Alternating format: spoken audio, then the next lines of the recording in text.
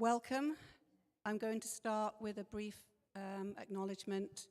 We're grateful to be here on the traditional lands of the Squamish, Tsleil-Waututh, and Musqueam nations. Thank you for reminding me. So thank you all for coming tonight, and especially to our three candidates. They're going to introduce themselves very briefly, but I'm very grateful that you are here tonight. Just if anybody is wondering, we have reached out numerous times to the Green Party team, different email addresses that we have used, phone calls, and we have not had a response from the Green Party, just so everybody knows that. So the format this evening, the candidates are going to give a brief introduction. After that, there will be time for questions. If you have not submitted a question, put up your hand, and we have volunteers who will bring you an index card and a pen, and you can submit your question to me. I've got one hand here. We'll be taking them mainly in random order, but also collating them so that we don't ask the same question over and over again. I would ask that everybody keeps it polite and respectful this evening. That's democracy in action. So please respect everyone's questions and everyone's views. And just to remind the candidates, you're going to have 5 minutes for your opening statement. There is a clock down here. The green light will come on when you start. For your opening statement, the red light will come on 1 minute before the end. Sorry, the amber light. And when the red light comes on, and we have a bell, and we're not afraid to use it. And then for the questions, you'll have 2 minutes to answer your questions. And then it will be green light at 2 minutes, amber light at 30 seconds, and then the red light. And then there will be time for closing statements. So I think that's it. So we're going to start with opening statements, and we're going in alphabetical order because that's the simplest thing to do. Mitchell, you're up first. Do I come up there? You're welcome to sit here or come up the front if you like to pace or walk. Choices.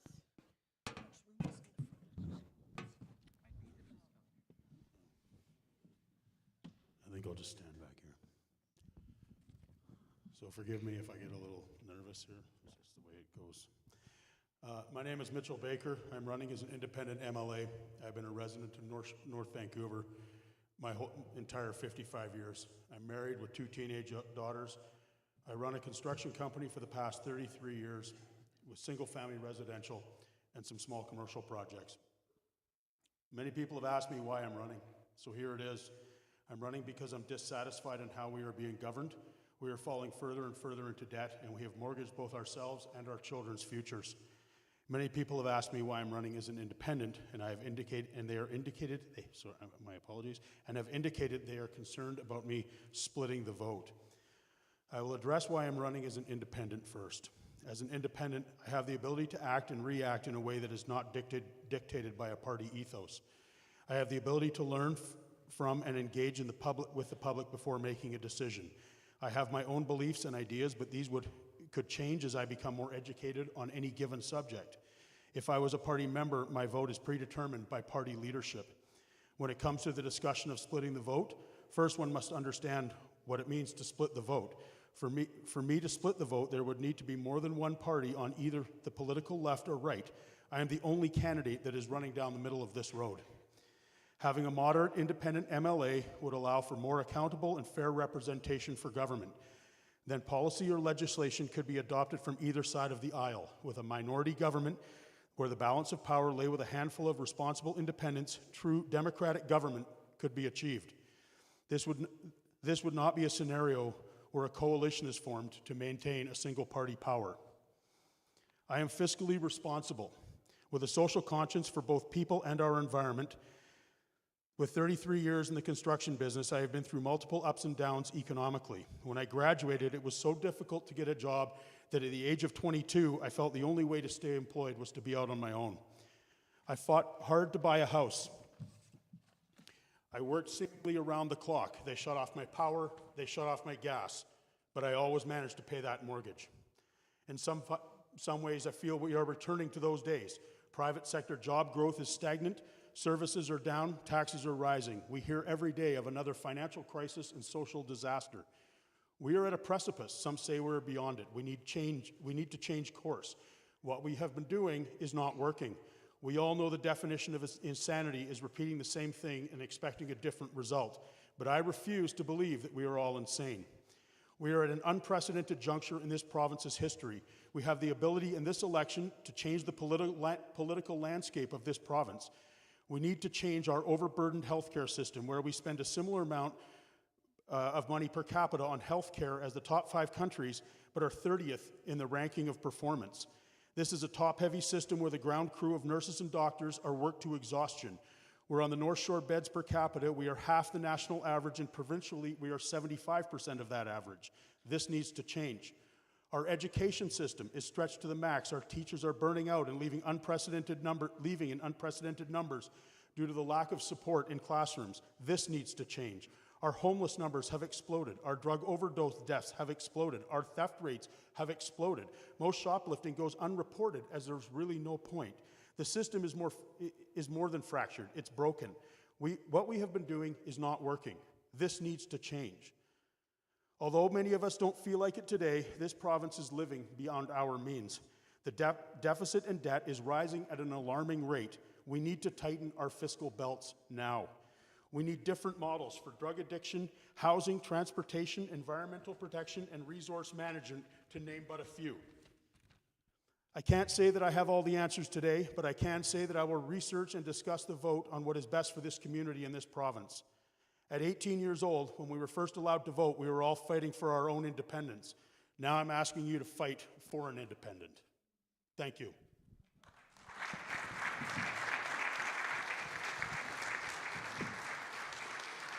Thank you, Mitchell. It's close on the alphabetical front, but it's Sam next.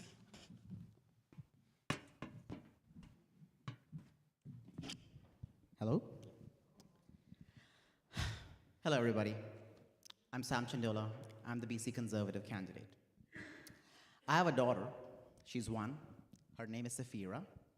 And Safira has now just learned the word no. So right now, everything is no. Safi, do you want an apple? No. Do you like dada? No. I'm looking forward to the day when she finally learns the word yes.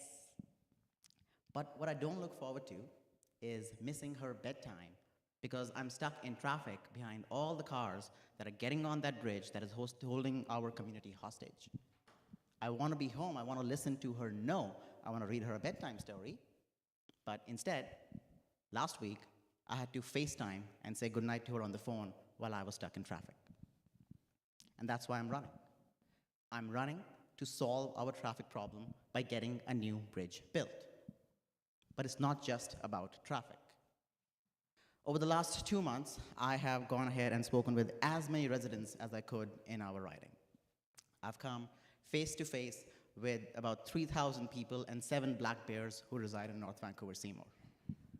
Now, I can't speak to the bears, but the people all agreed our healthcare system is broken. Our neighbor, Nick, his mom was diagnosed with breast cancer. She was put on a wait list and had to wait 4 months before she could go and see a specialist. Nick did what probably any one of us here would probably do for our moms. He flew her down to Turkey, got her operated on, and within a week they had the tumor out. The doctor's report said that if the tumor had been allowed to grow for 1 more month, this could have been fatal. We're at a point right now where, the NDP might come on and say, like, everything is rosy and they're taking action for you. But the reality is the action has been too little, too late, and action does not equate achievement. The NDP action and policies have failed you and me on traffic, they've failed you and me on healthcare, and they've certainly failed you and me on housing. August 5th, the day my candidacy was announced, I went ahead and I knocked on doors. And the very first door I knocked on, a young man opened the door, and he thought I was there to repair his refrigerator. Now, I told him, look, I can probably fix your computer, but not your refrigerator. And afterwards, we started talking about politics.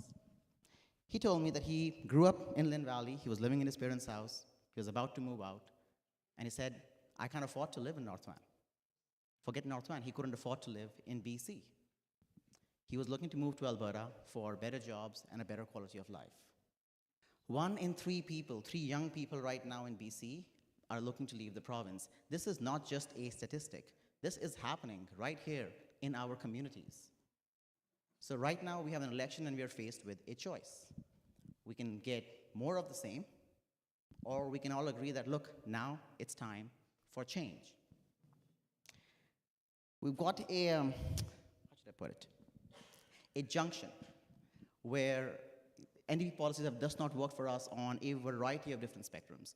On one hand, we've got the same policies that have made our healthcare crisis worse, our housing crisis first, and which, let's not forget, which gave us decriminalization. On the other, a commitment to follow evidence instead of ideology on the drug crisis. A commitment to get that bridge built so we can finally solve a traffic issue that's been plaguing this community for years. A commitment to implement European-style healthcare funding that is known to reduce wait times. We're not the first country in the world to have this problem. Other places have had this problem. They have solved it. We can learn from them. And a commitment to finally look at a housing solution that not just prioritizes affordable housing, but it defines what affordable housing is, what affordable means, and also prioritizing building infrastructure at the same time as housing. I see the orange light here, so I'm going to wrap it up right now. Look, folks, I'm a tech entrepreneur. I've built companies, I've created jobs, I've balanced budgets. I know how to get the job done. I ask you, I welcome you right now through the evening as you go. Ask me all the tough questions. Ask me questions on where will I find the funding to go build that bridge. Ask me the tough questions on how will we balance the budget without cutting services. Ask me how we will invest in people. The answer starts with common sense and it ends with change, and I'm looking forward to all your questions this evening. Thank you.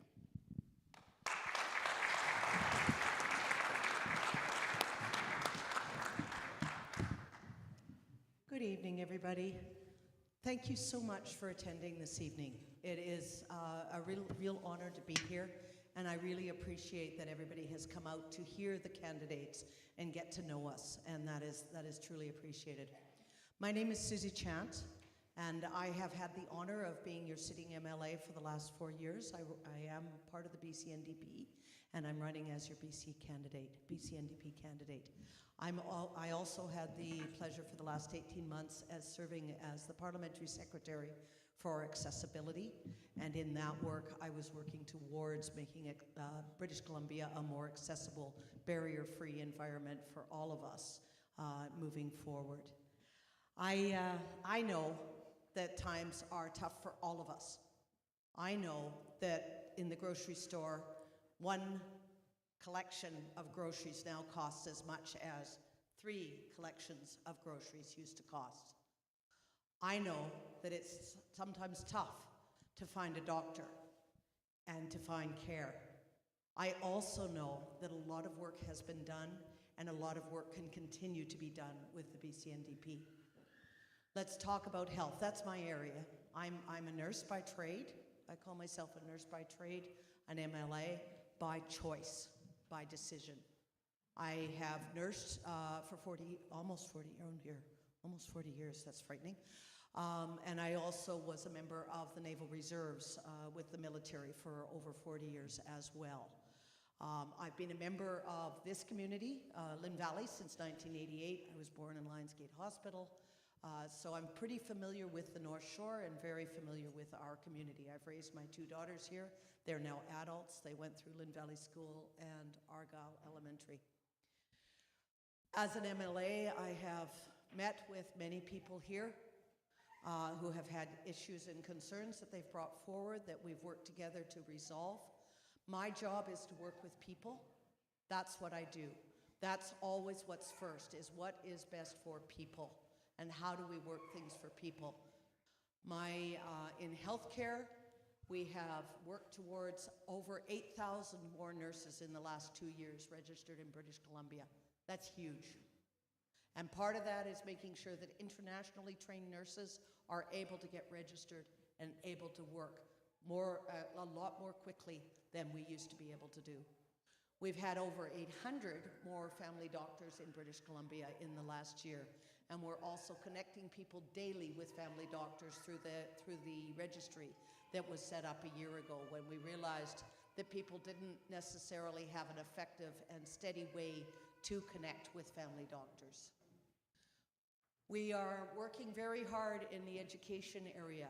I don't know if you know that early childhood education and childcare was moved over from the Ministry of Children and Family Development over into the Education Ministry. And the reason for that is that childcare is part of the spectrum of children going through the education system. And so what we've been focusing on and what we're working towards even further is $10 a day childcare that is good quality and safe for the kids, so that moms and dads can go out to work and know that their kids are safe and in an environment that is stimulating and fun, and that they can then be with their kids and make it work.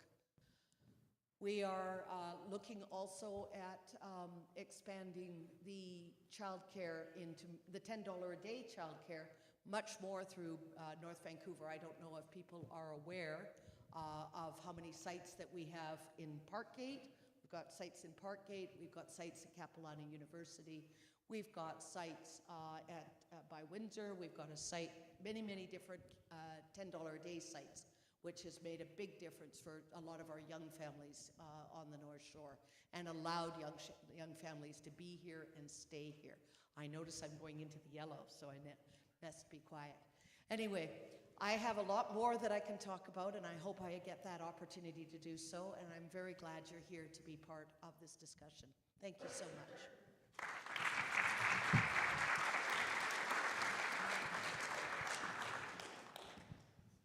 Thank you, Susie, Mitchell, Sam.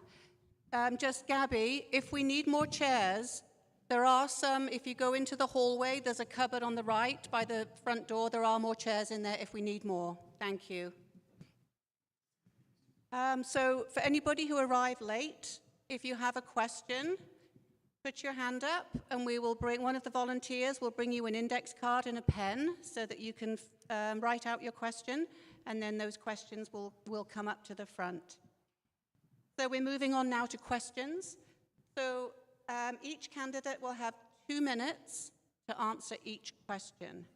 And just as a reminder, green means go, amber means hurry up in this case, and red means stop. So, first question. What are your plans for densification and the resulting high volume of traffic? So now I'm going in reverse order. Susie.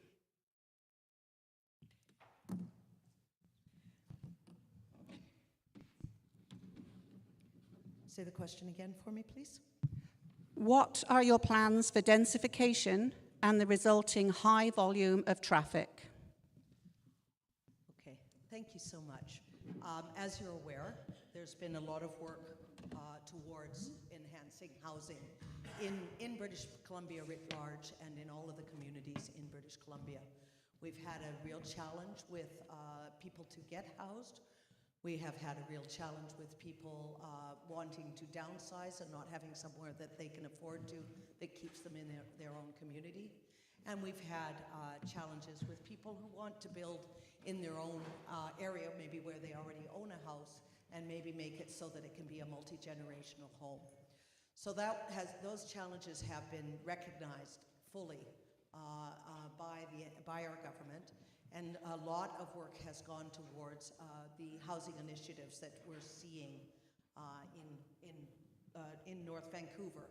You've seen quite a lot of densification happening with building of apartment buildings out on the Seymour Parkway. You've seen the area that's going up by the Chevron station there. So we're looking at enhancing the housing, but we're also trying very hard to encourage people to look at alternatives ways of transporting, which includes a rapid bus system coming through the core of North Van that's going to start at Metrotown and is going to Park Royal, so that one of the things that will do is it'll allow people who are working on the North Shore to have an alternate to bringing their cars with them through the day. We also, oh my goodness, yellow already. Okay, so what we want to do is try and get people out of their cars. We've got bike routes happening. which you'll have seen in the last couple of years, and we're looking at active transport options. You've seen the electric scooters and the electric bikes. So we're looking at a whole variety of things to try to encourage people to get out of their cars, maybe be closer to home so you don't have to drive to work. I can walk to work sometimes, and do a variety of things to reduce the amount of congestion, and that's me. Thank you.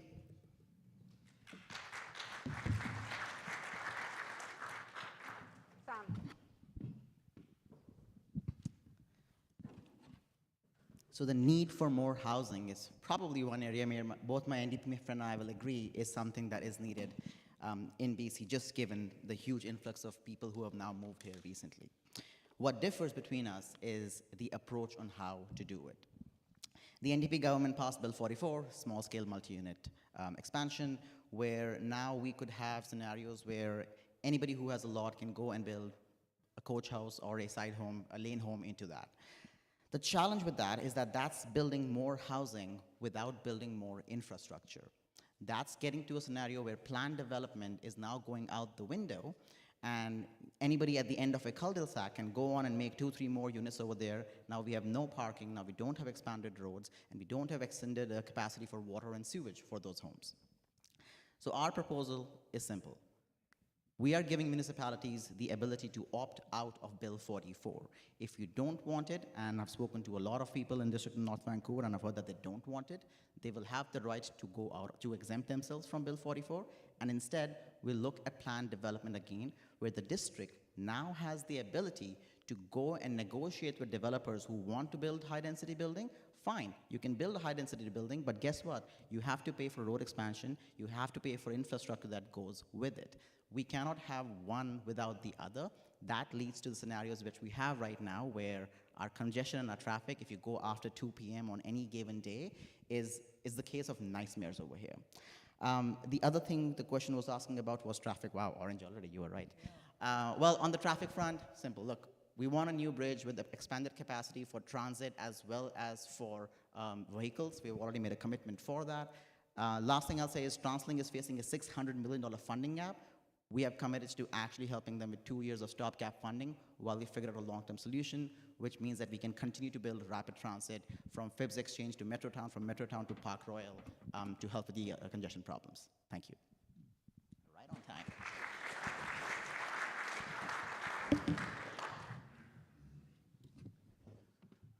Okay, so it's sort of a double-barrel question. Obviously, I think everybody realizes that we're 25 years behind the times with getting a bridge over that inlet. We haven't had a new lane added to the North Shore since 1961, yet the population on the North Shore has more than doubled, plus everything else that's beyond the North Shore. So priority one, infrastructure. We spent $250 million to stir up the traffic and add a bunch more traffic lights would solve nothing. 25,000 people who live east of the Seymour River still sit in bridge traffic every single day. It's the most, it was bizarrely spent money. That money should have been going towards putting a bridge in and at least rapid transit across. One of the things that we have to commit to is we have to commit to densification in the community areas that the district has already laid out. And I know it's tough and nobody wants to break down their single family lots, and by doing it in these centralized zones, I think we can get away from that. What we have to understand is that a huge portion of our tax base is paid for by the businesses that are run along the waterfront and some of the bigger businesses here. If we are not able to supply those businesses with people and have them transporting across that bridge, then we're going to lose that business, we're going to lose that tax base, and then all of our taxes are going to go up and we're going to have fewer services. So the juxtaposition that we face is we don't want to see our single family lots go away. That's generally the district. I don't want to see my single family lot get broken up into multifamily or into 4plexes and 6plexes. I think that's the wrong move. So I think if we build these town centers, which some of them can be great town centers, I love Lower Lonsdale, I love that idea. I love going there and walking. We need to build a few of those inside, get those built in this municipality. But it starts with infrastructure. Infrastructure is first. We're way behind on that. And that's priority one, infrastructure, then density. Thank you.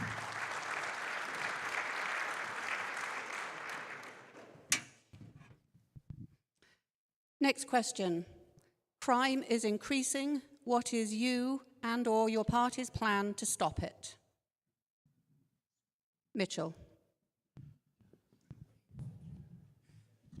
no time to think. Keep them on their toes. So obviously, I think we all understand. We've watched, I've been in Starbucks when people have walked in and taken 5 or 6 drinks, walked out the door, and when I said something, everybody just stared at me like I was the guy who was stealing it myself. I have a very difficult time watching it happen. Our police have been cut off knowing that the legal system is just going to let them back out. So nobody even says anything. They've been told not to get involved. It needs to change. We need to be able to give the police the confidence that when they charge somebody, that they're going to get prosecuted. And I know these are big things to incarcerate somebody who's homeless or who has a drug addiction. We have the problem runs quite a bit deeper than just a theft and crime ring. It runs into drugs and homelessness and mental health, which, you know, fortunately the NDP has talked finally about putting, it's escaping, supportive housing in, and it's not necessarily what the people want from the street, but at some point somebody has to help them gain some clarity into where they can recover in their life. Because a lot of these people, it's very difficult to see clarity when you're getting the drugs that you need for free, so that you can never get a clear mind to say, hey, you know what, I really need to stop this. So we need to be able to change the legal system so that the law has a little bit more teeth and be able to hold these people instead of in a catch and release program. Thank you.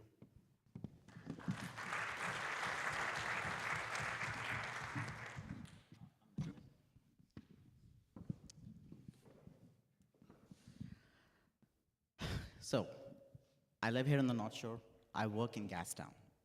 You can see where this is going. Every day I drive past, Main Street, Hastings Street. I've seen the situation get way worse, and it's not just there. I'm slowly seeing crime, property crime, and theft increasing here on the North Shore. A 28% increase in property crime and theft over the last 4 years here on the North Shore. The Conservative platform is very, very clear on our stance on crime. A, zero tolerance for violent and repeat offenders. B, end, catch, and release. We currently have a criminal justice system where people come in, they are charged, and they are released. And yes, I will concede, the laws are made in Ottawa. It is a federal issue, but the implementation of those laws is a provincial matter. We need to invest more in our judiciary, in our prosecution services, so we can actually go ahead and actually prosecute those who are causing crimes in the community. To that extent, we are announcing that we want to build a new statutory court where we can look at crimes that are more minor in nature and process them in a 3 to 12 week span, as opposed to sometimes a 12 to 18 month span that it is taking right now as well. Beyond that, I'm just referring here to the notes I just took. Yes, we need to start at the very top and look at how judges are appointed. Currently, we have a system where too many judges are siding with the criminals and are not giving priority to victims first. So, yeah, I mean, you may laugh, but it's true. We have a lot of judges who are sympathizing with the stop stories of criminals instead of actually prioritizing the stories of the victims and what happened to them. So I see my orange light, so I'll summarize very quickly. End, catch, and release, invest in the prosecution services, and appoint principal judges. Thank you.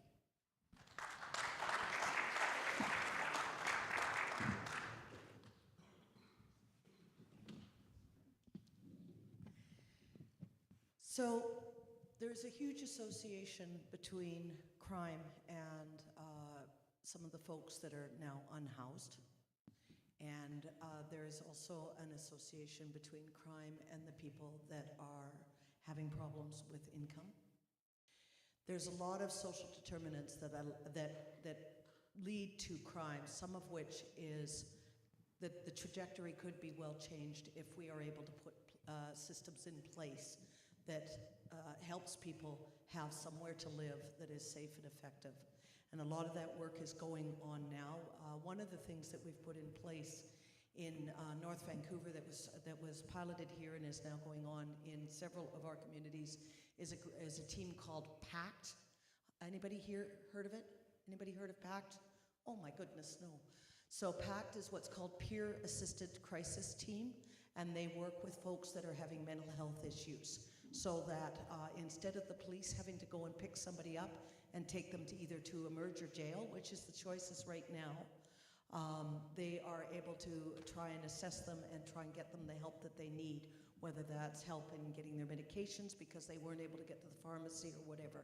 So there's a variety of teams like that And the other thing that we're working towards in North Vancouver specifically is what's called a situation table, which is where all the first responders come together and say, okay, who are the people we're seeing in trouble that need support to get away from whatever it is that they're doing? And your guys that are coming into the coffee shop and maybe picking up somebody else's coffee and walking out with it. Okay, how do we manage that? Because nobody wants to intervene and make a scene, but it needs to happen somehow. So we're working towards what the situation table with the police, the ambulance, the hospital folks, etc. Because these are all the people that are doing the coping now.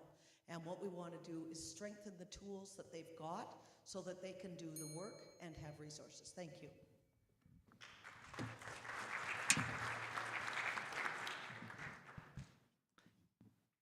Thank you. Lyle or Suzanne, if there are any questions, you want to bring them up, that would be great. In the meanwhile, what is your position on fracking? Sam, first. Gee, thanks for that. Yeah, really. Glad you're first. Yeah, I know, right? Look, I'll give you a very honest response to that. I know my policy and my party's policy on how we want to exploit our resources. Do I know it specifically for fracking? No, I do not. I can find that out as well. But I will talk about exploitation and usage of our natural resources, and fracking is part of that as well. I am a strong believer that we need to play the hand that we are dealt, and the hand that we are dealt is that we have an abundance of resources. We are blessed with an abundance of resources here in British Columbia. The important aspect is we need to find a way to develop them sustainably and in an environmentally conscious manner. The reality is the world does need oil, the world does need minerals, precious minerals. All of us have this here with us right now. This is made from oil. You know, plastic is a byproduct of what we need this for. Computers, microphones, all the things we have in the world. We can either do it sustainably here in BC with strong labor laws and with strong environment laws, or it can happen somewhere else in the world where the labor laws are not as strong, where the environment regulations are not that strong, and that actually causes a much larger and bigger environmental problem for us. The Conservative platform has announced, you build it, you clean it. Tougher regulations on companies that are coming here to take advantage of our oil resources, our LNG resources, and our mining facilities as well. They will be held to the highest standards to ensure that this is being happening in an environmentally sustainable manner, and we are going to be charging them an infrastructure fee for the rights to use our resources, and that's going into a fund similar to how Norway does with their sovereign wealth fund, and that infrastructure fee is going to be paying our aid to upgrade our aging infrastructure, including the bridge, which, as Michelle currently pointed out, has been going since the 1960s with no upgrades. Thank you.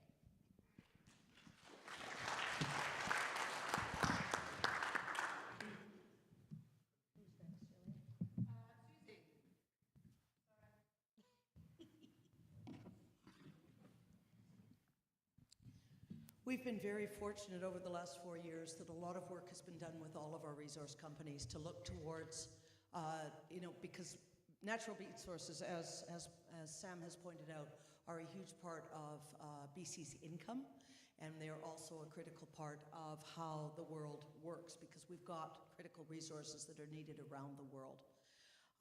So over the last 4 to 7 years, a lot of work has been done with these companies to bring them into line with appropriate environmental standards that keep them so that, one, as Sam pointed out, you do the work and you clean it up. Up until now, we have been left with old sites that the people have just abandoned, whether they were just looking and didn't find anything, or whether they've done some mining or some drilling there. Now everybody is expected to clean up the site and remediate to make the area whole. There's a lot of things that are going on in our resource industries that have made a big difference. As an example, we've moved from diesel to electricity in a number of our mining exercises, where the trains and the big trucks are now using electricity rather than diesel. In terms of fracking, which I know that was the question, and I heard you. In terms of fracking, there's a lot of work being done about how to frack, much more sustainably, and that work is being implemented in our province. It is work that is ongoing, and it is something that, again, is being very carefully monitored and watched to make sure that standards that have been imposed and told are being met. So it is an ongoing topic. It will continue to be, but it is extraordinarily important that we keep our resources moving. Thank you so much.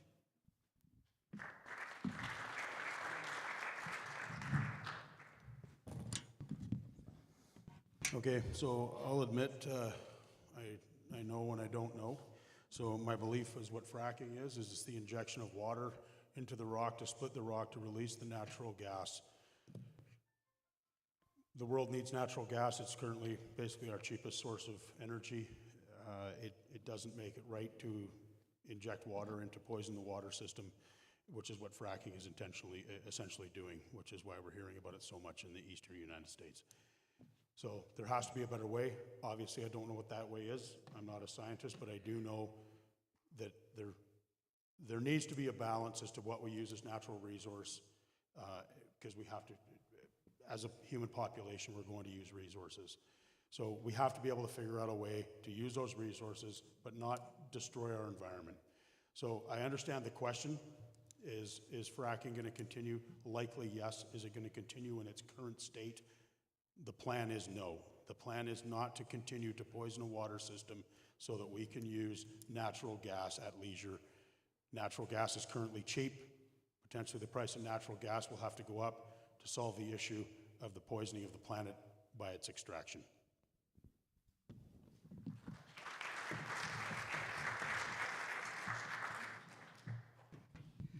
Okay, thank you. I'm busy trying to collate as I listen. So next question, and I've lost my card that tells me who's first now. It's going to be Mitchell, I think. If elected, what will you do to increase public transportation on the North Shore that is both convenient and with service evenly distributed to all communities, especially in light of TransLink's declining financial situation? And just for the audience, I may combine questions if they're related. So if you hear your question with somebody else's, please bear with us. Mitchell. Okay, so the current financial situation with the $600 million that TransLink has said that they require, this has been an ongoing problem since 2019 or 2020. The provincial and federal government propped it up during COVID when the ridership dropped so dramatically. They started with a $600 million, they went to $350 million, and I believe last year it was $150 million, and this year it's dropped off. And that's where this $600 million debt came from, because I looked at it and went, oh God, what happened? We were fine last year, but this year we're $600 million short. So we need to find a better model. Unfortunately, the cost of ridership has not increased with the cost of minimum wage. It's extremely cheap system. We have a very high ridership. We have one of the, surprisingly to me, one of the greatest transit systems in North America, which I was quite surprised at, to be honest. And we're back to about 85% ridership or more than we had at pre-COVID. So the minimum wage has gone up 4 times, and the cost of the bus has gone up twice. So we're not keeping pace with that just out of the gate. There has to be a better funding model. I don't exactly know what it is. I have a few ideas, but it's not something that you can sort of spew out right now and then everybody's like, oh, well, I hate that, and everybody's going to hate it because some of it involves taxation. Some tax has to be pulled from elsewhere, and some tax has to be added somewhere else. We have to get the money from somewhere. The carbon tax provides $2.6 billion right now, and there has to be a funding model where some of that gets pulled out, but some of it gets added in somewhere else that isn't directly hitting areas that can't help but use the fossil fuel. Sorry, I'm out of time because the little orange light's scaring me.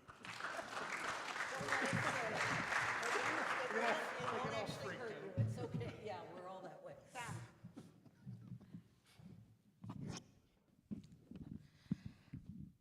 So TransLink is facing a $600 million funding gap, and I met with them 2 weeks ago. I went to the offices of TransLink, I sat down with them, and I, just to better understand how did the problem happen and what can we do over here. And they explained to me, ridership dropped during COVID, and they were still paying all the costs, and a lot of things which Michelle referred to right now, so I'm not going to repeat that.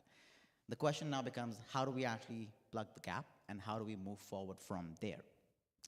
So the Conservative platform is clear on that as well. One, we will provide, to begin with, 2 years of stopgap funding to TransLink, just to make sure that no services are kept, and any currently planned expansions can continue as normal. We don't want a 50% reduction in services of TransLink, which can impact not just our community, but communities across the Lower Mainland. So 2 years of stopgap funding.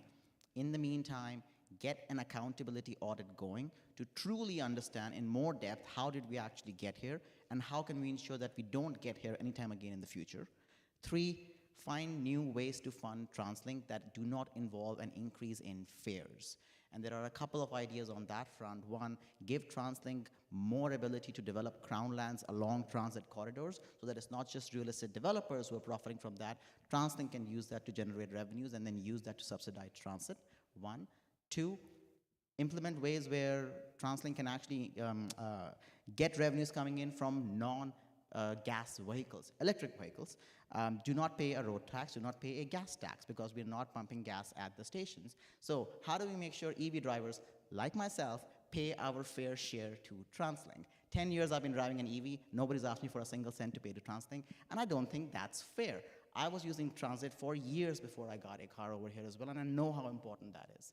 So I see the orange light, so I will stop over here, but those are the 3 pillared policy plans that we have.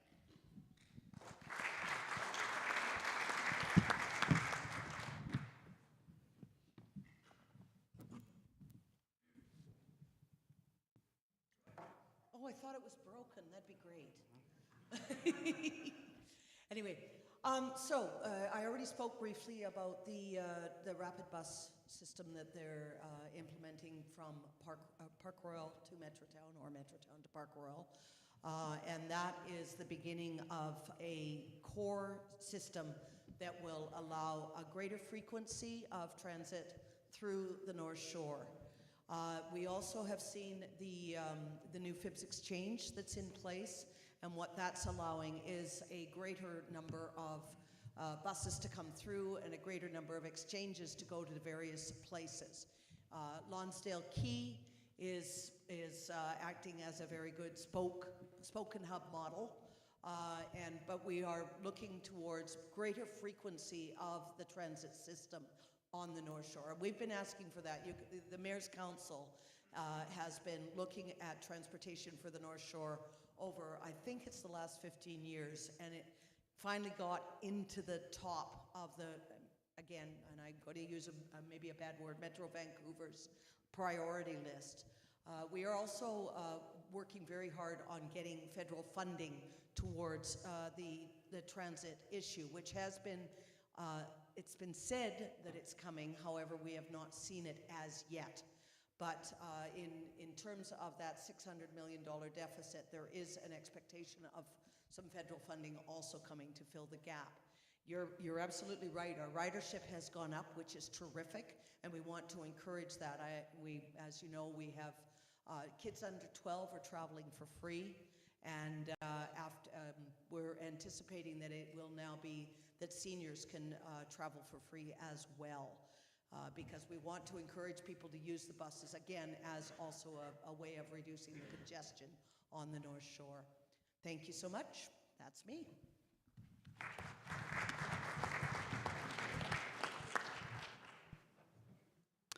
Okay, next question. 76% of voters agree that climate change is a pressing issue. How will you address climate change, and especially how will you work to reduce wildfires? Sam.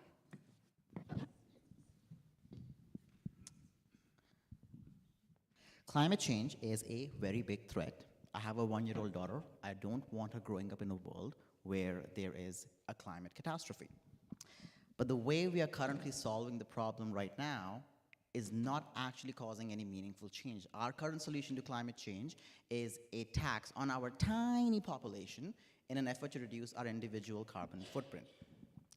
Now, I'll concede that, yes, a carbon tax will probably reduce carbon consumption, and you and I will reduce our carbon footprint. But the question that I want us to think here is that going to have a meaningful impact on the global climate crisis? Some numbers here, because I'm a data guy. BC has an annual carbon emissions of about 64 megatons. China's is 13,000 megatons. India's is 3,000 megatons of carbon emissions. If there are 1,000 people smoking in a room, and one person quits smoking, we still have a smoke problem. So, what can we actually do to have a meaningful impact on this at a global scale? Because taxing us on a carbon tax, it might make you and I feel good that we're reducing our individual carbon consumption, but it's still not solving the bigger problem.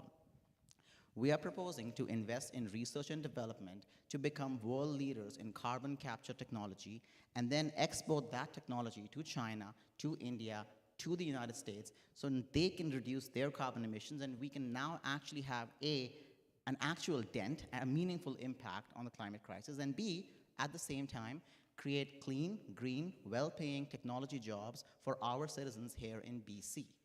That is a more meaningful solution than just saying we're going to tax our tiny population of 5 million people to reduce our 64 megatons to maybe 50 megatons. That doesn't move the needle. I only have a few more seconds, but on the wildfire thing, we are looking to invest in community environment funds just to prepare climate resilience and ensure that we are following measures to prevent than try to catch up to wildfires after the fact through mitigation methods. Thank you.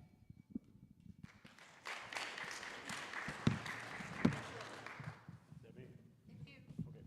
Good. Can I ask you to repeat the question again? Yes, of course. 76% of voters agree that climate change is a pressing issue. How will you address climate change, especially in relation to wildfires? Okay, thank you. I'm actually going to focus, you focused on the beginning of the question, I'm going to focus on the end of the question. So climate change and what's happening with wildfires, and we were all quite probably grateful to get to the BC Wildlife Federation invited us in a couple of weeks ago, and we sat down and I learned a lot about wildfire. Since man has been around, or people, our civilization, obviously the indigenous were here well before us, but since we started stopping fires in the early 1900s, the amount of growth or the amount of dead fuel lying in the forest has increased. So every time there's a fire now, instead of it burning naturally, we've left this fuel in the forest of 100 years of fuel that's been sitting in that forest. It burns and scorches the ground to the point where nothing can regrow in some instances. Fire was natural to begin with. It's required to pop some of the needles out of, or pop some of the seeds out of the cones, but the provincial government every year has gotten less and less into the forest management, so you're not having controlled burns, which is actually helping that in the forest cleanup. There's a huge section of volunteers out there that are willing to do this with a relatively small amount of funding that they're actually willing to fund themselves in way of licensing and stuff to get into the backcountry. They would deal with this issue. It is the #1 pressing issue. We can look after electric cars and we can look after the air that we're breathing right around here, but we're not looking after 97.5% of this province, and I think that is our priority.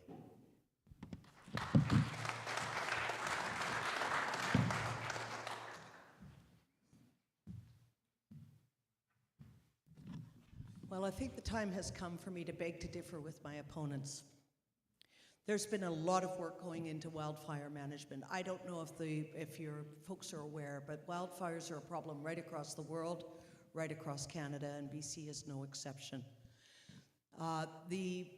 In the last 4 years, we have put together a wildfire and flood group that monitors year-round now.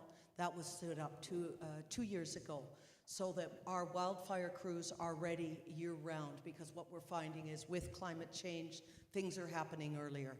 The other thing is that we are also recognizing that the work that was being done in forestry over the last 30-odd years by our major forestry companies was not allowing the ground in the areas that were forested was doing a lot where the ground was giving away, and we had, loss of both the ability for the ground to soak up moisture, so that the floods were worse. So that work is turning around, and in conjunction with our Indigenous partners, because what we're doing now is we're working with communities, Indigenous partners, and with the stakeholders in all the areas where there's forestry work going on, where there's park work going on, to make sure that we're looking at each area independently, because BC is a big province and the risks are different in different areas rather than cookie cutter types of solutions.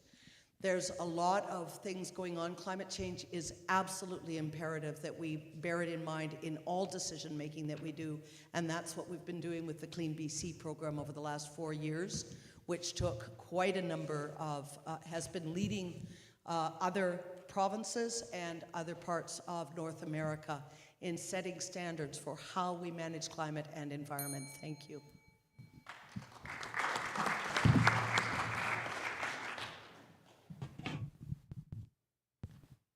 Okay, next question.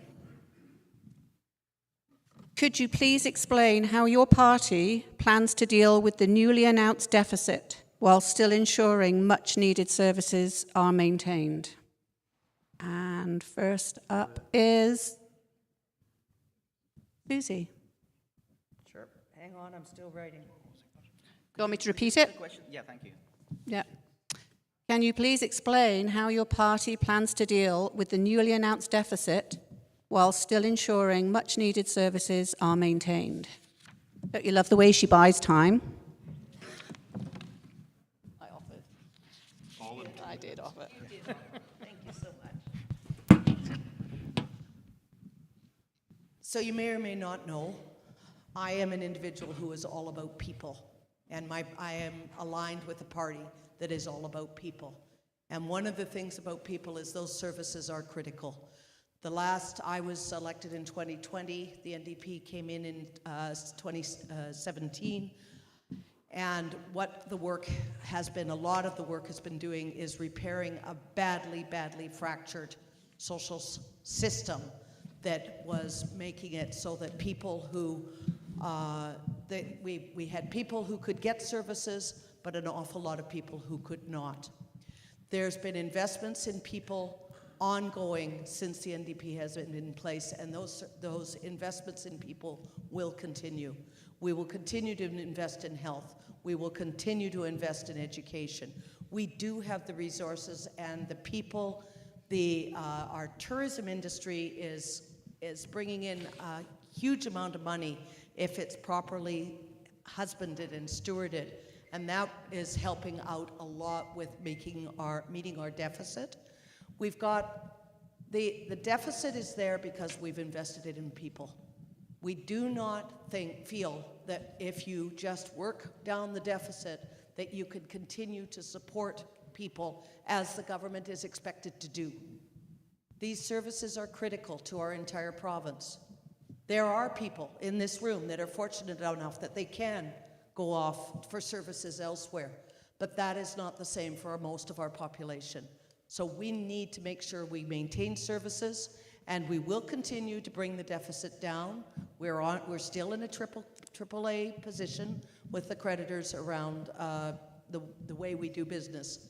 So the services will continue to grow and continue to move towards making sure that you can get service when you need it, where you need it, and how you need it. Thank you.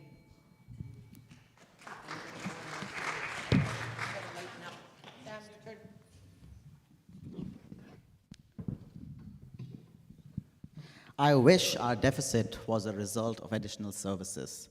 Unfortunately, it is not. Over the last 7 years, government payroll has increased by 71%. I don't feel like I've got a 71% increase in services to what I'm getting. In fact, I feel like the quality of services I've been getting is now lower than what it used to be 4, 5, 6 years ago. Just to put that in contrast, between the years 2010 and 2017, the government grew only at a rate of 3.9%. So there is unfortunately a lot of bloat mixed in with the additional investments in services that we have received. Deficits come in two forms. There's capital expenditure deficit and operational expenditure deficit. Capital expenditure deficits are when we're taking out money and loans to build schools, hospitals, highways, infrastructure, things we can all get behind because there's a long-term value and gain for them. Unfortunately, over the last 7 years, we have gone to also in operational funding deficit, and operational funding is obviously where we are now paying more and more and more just to keep what we currently have and pay more to the government. The simplest analogy I can have for that is, look, if you want to take out a mortgage to buy a home, that's fine, but don't take out a loan to buy a flat screen TV. But unfortunately, that's what's been happening right now with our budget and our economy. How do we actually fix it? We can't fix it in 1 year. We can't fix it in 2 years. The conservative plan to fix it is over a period of 8 years to get us back to a budget neutral position, because if we try to do it in 1 year or 2 year or 3 year, we will have to cut services, and we do not want to do that. So we have already announced the budget will be balanced over an 8-year window to ensure that our economy can grow, catch up with the debt that we have taken, and make sure that we don't have to cut services while we get our budget back on track. Thank you.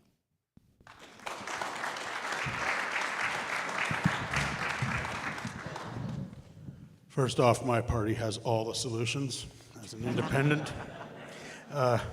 So just one of the things that, I think it's important to note that government growth has exceeded the private sector growth for the last number of years. So what that means is that private companies are losing employees to go to work for government. That's an impossible situation to sustain. We can't, it's all based on taxation. And if the private sector is shrinking and the government is growing, it's like a funnel. We can never recover from that. The only way to do that is make smaller government, and it's going to be tough. Like I said, your fiscal belt has to get tightened. We're not going to get a $1 billion museum. That's just not going to happen. We got to wait a little bit on that kind of stuff. Maybe it's going to be $350 million now. But what we really need to do is understand that we're living beyond our means in this province, and it's going to hurt for a little bit to get ourselves back on track. And by creating government jobs or creating government contracts is really just making more government employees.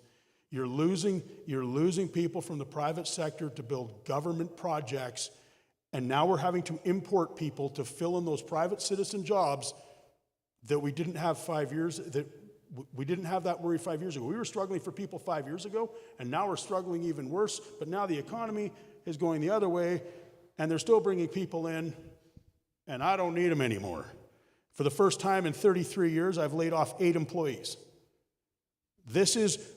We are, like I said, we are at a precipice now. Services are going to get cut, and it's going to hurt. I'm sorry, that's the nature of it, and we have to be ready, and we have to understand that we've lived a little too large for a little too long.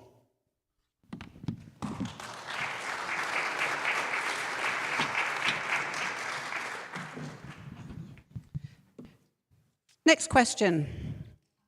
What would you tell a family household, earning a 6-figure income, but they're still struggling to live and make ends meet here in North Vancouver? Sam.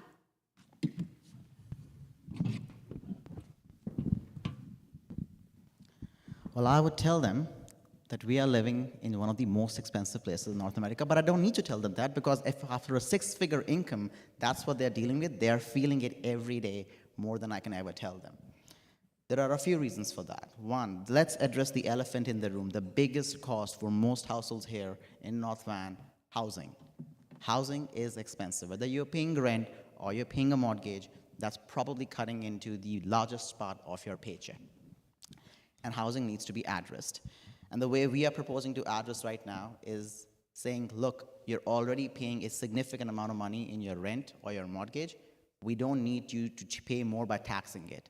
So the Conservative platform has put forth a proposal that says, starting 2026, because we do need some time to make sure we can catch up to our deficit, starting 2026, your rent costs or your mortgage costs will be exempt from provincial income taxes.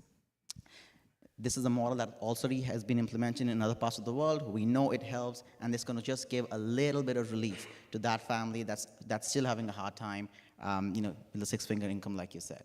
The other thing we need to look at is, let's look at inflation as an example. Since 2020, the cost of apples has gone up 65%. but people's incomes have not gone up proportionally. And a large part of that is to what Mitchell was talking about. All the growth in our economy has been in the government sector. For the last 4 years, there's only been 4,000 net new private sector jobs in this economy, over 100,000 jobs in the public sector, and it takes 4 private sector jobs to pay for 1 government job. If we want to have the best jobs that actually pay good money and actually provide us a pathway to increase our disposable income, we need to incentivize investment into businesses, get companies to set up over here and create good jobs that can actually help with growth, not just static income, because inflation will keep on rising, and we need to make sure that we can continue to pay those high wages by getting the best jobs in the province. Thank you.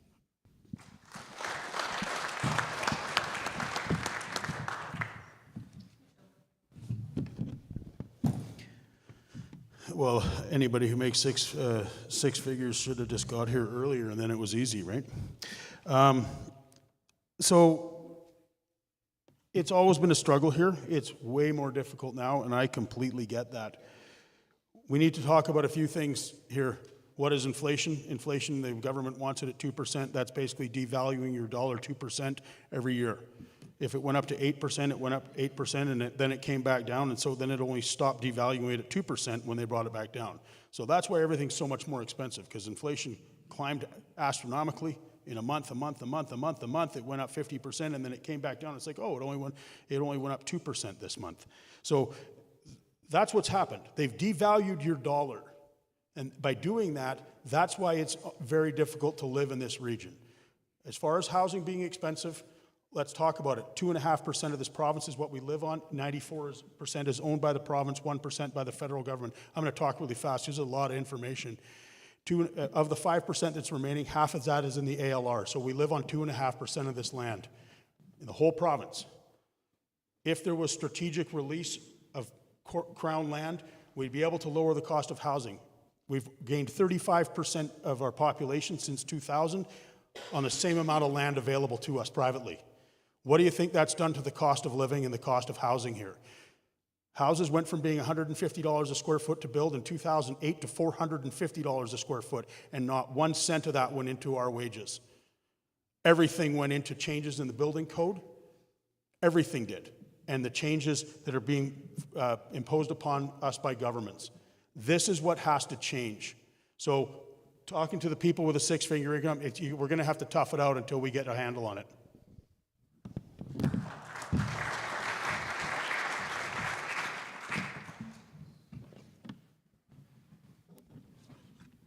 So if we're saying family, I'm assuming we are including kids. Okay, so again, I hear my colleagues in that housing is the biggest expense, whether we're renting, and I totally agree. I've been hearing it on the doorstep. I know my kids I'm very fortunate that my kids live in this area. One of my daughters is paying $4,200 a month rent, which is what she should be putting down on a mortgage. Now, what the NDP is offering in the coming years is, first off, tax cuts for middle-income families of approximately $500 per adult person or income-earning person in the family. Also, the child care, we're continuing to move the cost of child care down. When we came into power, it was $52 a day on average in the province. Now we're looking at it at around average of $17 a day. So that's bringing that down. The ICBC rates have not changed. The other party, Conservative Party, is saying that they're looking to privatize automobile insurance in British Columbia. I do challenge you to look across Canada at the automobile rates. The average, for instance, for a 25-year-old in BC is almost half of what it would be for a 25-year-old anywhere else in the country. A lot of work is being done towards enhancing people's income and also making sure, enhancing is not the right word, making sure that money stays in your pocket or goes back into your pocket. Does anybody remember paying for MSP? Okay, MSP is no longer part of your monthly expenses or tri-monthly expenses. There's a number of areas that those expenses have been assessed and looked at and said, okay, we don't need to do that anymore, and we're looking at more ways to do that. We recognize it's expensive. It's expensive right around the world. Thank you.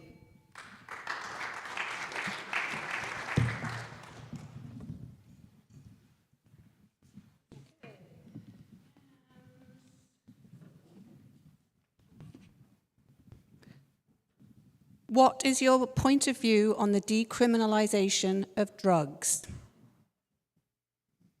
First up would be Mitchell.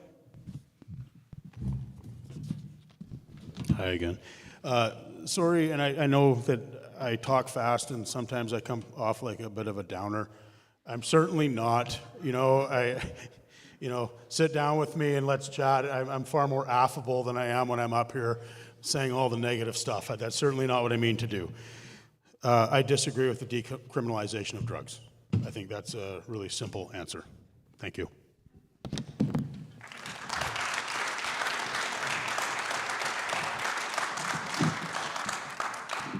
Susie. Thank you.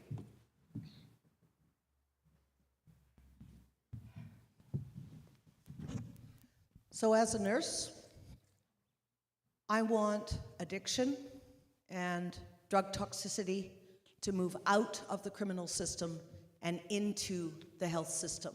And this is one of the steps that allows that progression to happen. When we look at decriminalization, what we're doing is offering alternatives to people who are using drugs as a part of their lifestyle. And those people exist in all our communities. So with me and my stand on decriminalization is we've taken a step to move the use of the problem with drugs into a health environment and out of a criminal environment. Right in the past, basically what you had was if somebody was caught in possession of an amount that only they could use, they went through the criminal system and either ended up in jail or ended up on parole or on whatever options there were. Now what we're looking at is saying, okay, you're using drugs, here's some other options, let's get you to those other options. There is still the ability of the police to say you're using your drugs inappropriately and in an inappropriate setting and to move people away or bring them in as necessary. But decriminalization is a step in trying to manage our overdose and drug toxicity problem that is still killing 6 people a day in our province. So in my opinion, decriminalization is one of many tools that we are utilizing to try and change the trajectory of what's going on with our drug problem in our province. Thank you so much.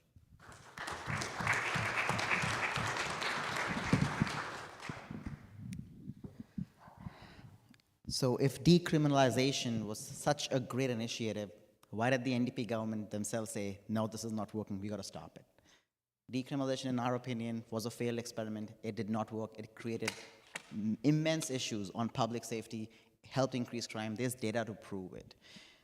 I look at addiction as a healthcare crisis. If you have lung cancer, the doctor's not going to tell you that the solution is to smoke more cigarettes. We need treatment for those in our communities who are addicted. We are proposing increasing investments in rehabilitation centers, and we are saying we want to introduce involuntary compassionate care here in BC. So if the ER, who just came, and the paramedic who just gave you life-saving treatment when you overdose on the streets, if they feel that you need to be in rehab so you can have a chance to get clean, you get to go to rehab. If you are somebody who's committing crimes because you are addicted and you are trying to steal money to feed your addiction, the judge will have the right to say that instead of giving you a prison sentence, we will be sending you to rehab so you have a chance to get clean. And that is how we want to propose to solve this problem. Thank you.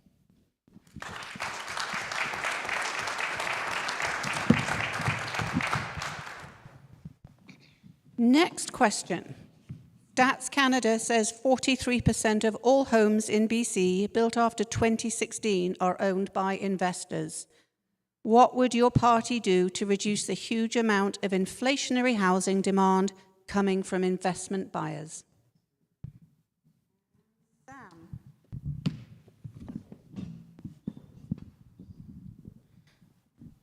Well, that's a simple and quick answer. Increase the speculation tax for foreign investors and take it away for local Canadians who have worked really hard to get a second home that they may be renting, that family may be using. I've spoken to a lot of people in our community who have come up to me and said they own a home in Penticton or they own a home in Vancouver Island, and the government is now charging them a speculation tax. These are not millionaire investors like the ones in the US that Jillian was talking about. These are hardworking families who spent their entire lives to working hard, bought an investment property, and now have which they're using for a couple of months in the year, or their kids are using it for some times of the year. But if you're not using it for 6 months and 1 day, they're charged a $44,000 tax on that. That is unacceptable. I'm fully in favor of a speculation tax for foreign investors who are using Canadian homes as an asset, but not for local Canadians who have worked hard for it. Thank you.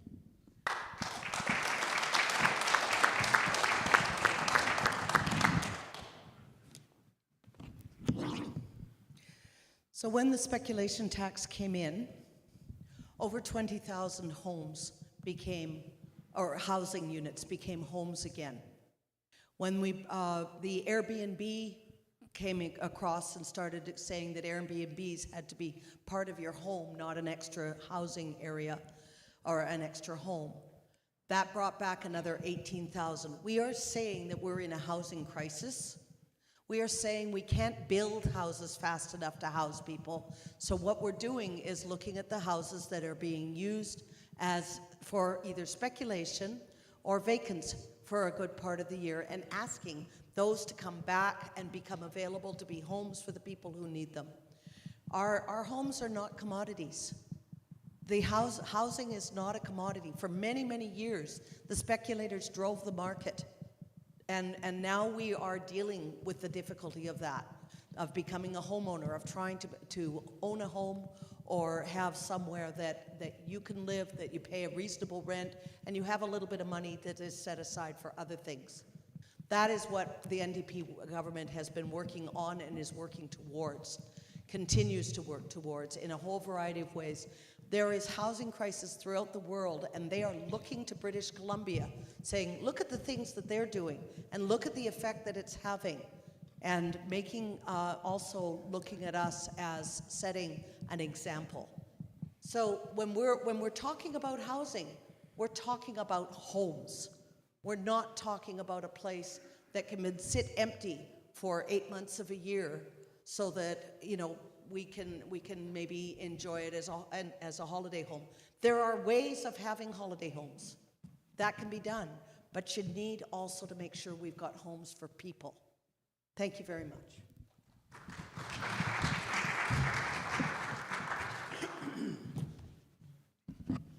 So this is a kind of a multifaceted question here. So yes, as a foreign buyer's tax, I think we should have a higher foreign buyer's tax if we're trying to discourage people from coming here or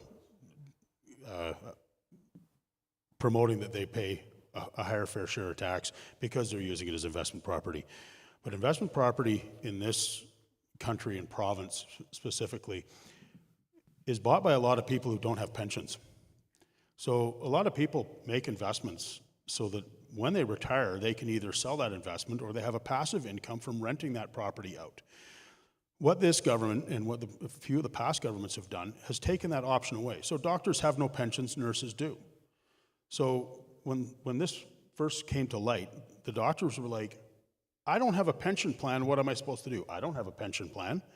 So I need to make investments, sound investments that will lead me into my future, or I will work until the day I drop dead. Whereas anybody with a pension will work 25 years, 30 years, 35 years, and they will receive money back from that pension fund. Anybody who is self-employed or who works mostly in the private sector have no pension, and this is a vehicle, whether the value of the property goes up or not, even if it was just a forced savings plan that they could sell at a later date or use as passive income, this is an avenue for people in the private sector to survive. It's crazy that we think we should have the right to tax those people out of their entire life savings from money that they put in with after-tax dollars.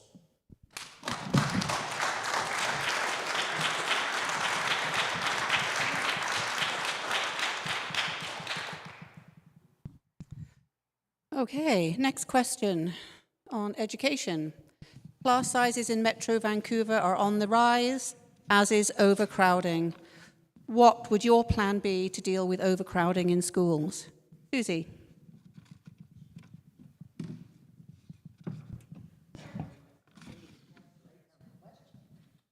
On your toes. How many people had kids in school when all the strikes were happening? Yep. And you were in school. Okay, fine. Be that way. Okay, so over a period of years, we went through a lot of strikes or pending strike action, and a lot of that was around class sizes. So class sizes are very, very important. They're very important to our kids so that they've got a good learning environment. They're very important to the teachers so that they feel they can do the job that they're hired to do. We're doing a lot of work around overcrowding because it has been, absolutely, the growth in schools has been huge. You may have noticed we've got a new Argyle school. You may have noticed that Lynn Valley is now expanding. You may have noticed that we're getting a new school down at Cloverleigh. We're working on getting more spaces for kids and making sure that we've got teachers for those spaces, because that's something I noticed was being talked about. I heard my learned opponents say, we're gonna keep building hospitals and schools. However, we're gonna cut back on the operational money, which is the staff. So we need the staff for all those places, and that's the thing that we're working on, to make sure that we've got enough staff and we've got enough space for kids to be in a good learning environment. And also, we're looking at, in K through 3, we'll make sure that each classroom has at least one EA, educational assistant, who is there to support the teachers so that when kids need a little time out or need some extra help, there's somebody there to help them. Because that's one of the other challenges we've got right now, is there's kids that are needing a little bit extra time, whether it's language related or behavior related or neurodiversity or a whole bunch of other things. So we want to make sure that there's EAs in those classrooms as well. Thanks very much.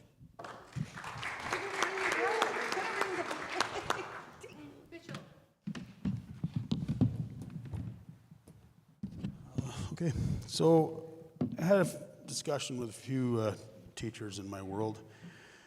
So back in 2002, under the Gordon Campbell government, class size and composition were taken out of the bargaining rates, the collective bargaining rates. And that's been an ongoing battle. 2009, 2011, it got overturned, then it got overturned again, and it's been overturned again since then. So the problem what we're having in our education system is that there's no support for the teachers in the classroom. There's two tiers of people that require assistance in the classroom. You can have one of one kind, which one of one sort of divergent type, if you will. I don't know what to call it politically correctly or correctly at all, really. So one of those, they would get one aide per person in the classroom. They would lower their class size by 1.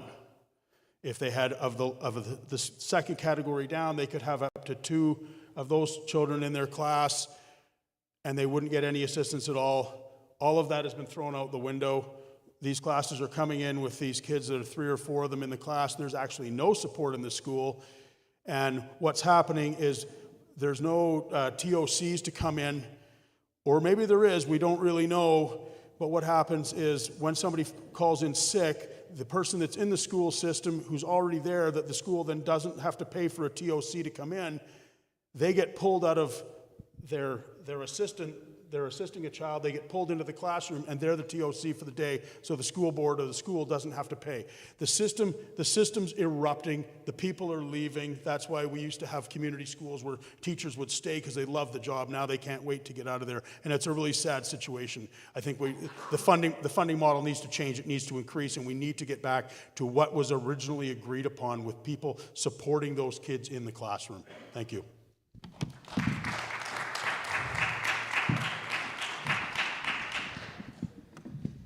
So Michelle mentioned the funding model needs to change, and I think that's what I will focus on in my answer to this question. After my candidacy was announced, I went and I met with several school board trustees to really get a better understanding of the issue and what we can do to solve it. And here's what I found out. The way our current school funding system works is in the month of September, there's a list made of how many students there are in a particular school.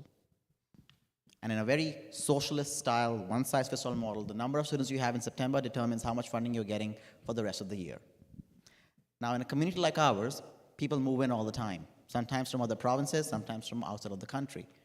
When new students are joining school throughout the school year, there is no increased funding for the school system at that point of time. They are still making do with the funding that was allocated to them in the month of September, based on the number of students that there were.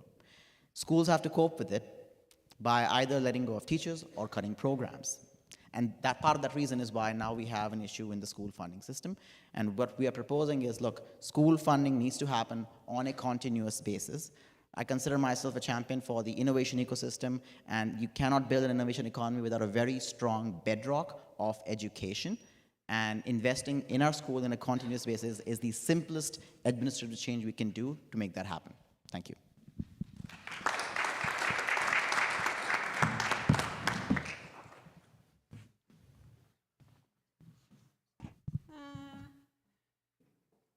Next question. I'm trying to give you a really broad, diverse selection here. What would you do to improve the productivity of the building trades and construction, for example, in relation to our ability to bid competitively on the new BC ferries?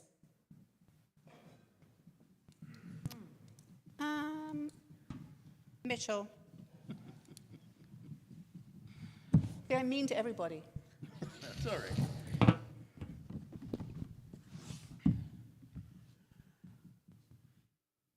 Okay, so once again, we get back to this, let's create a bunch more government jobs, but we're not going to call them government jobs. We're going to call them indirect government jobs. Just because we need ferries built doesn't mean they need to be built here. As much as it sucks to say, perhaps we're not the strongest place in the world. There's entire shipbuilding industries that have been building ships for 100 years around the world. The original ships, the Spirit-class vessels, I believe, were made in Poland or Hungary. They sailed them across the Atlantic. There's nothing wrong with doing that. We need to go to the place that makes the taxpayer not bear the burden of creating an industry just so that government can say that they made a bunch of jobs. So it's really difficult for me to stand here and defend getting our productivity levels down. Our cost of living is higher, and it's going to be, we're not just going to say, hey, we can wave a magic wand and we're going to build this thing for 30 cents on the dollar. I'm sorry, I can't do that.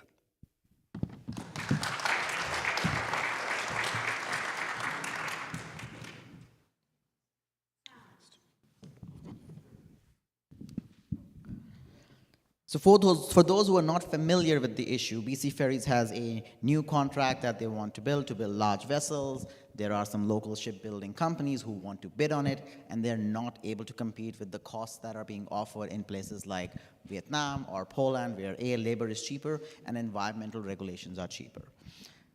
I am for the free market. I agree with my friend Mitchell over here about like the best people and the best companies need to do the job. But I'm also what I consider a creative problem solver. I belong to the startup world, and you have to be quick on your feet and think very creative solutions to make that happen. The only scenario where I would be in favor of a model where perhaps we would incentivize a local company to build those ferries for us would be if they would be willing to make an investment in housing with the extra money that the government will be funding to get those ferries built. A government's primary job is to direct funds to the communities and to the infrastructure projects that we need in our society. And right now, the biggest problem that we have is housing. So, if it's a question of, look, we can get these ferries built with the cheapest money possible in Vietnam, and it's going to cost us $500 million, or, okay, if we give it to a local shipping company, it's actually going to cost us $750 million right now. It's going to cost the taxpayer more. But if we can get that company to make a commitment that, hey, they're going to actually also be building 5,000 units of affordable, truly affordable homes to house all the workers for whom they'll be creating jobs, that could be an incentive I could consider getting behind, because now we're killing two birds with one stone. Thank you.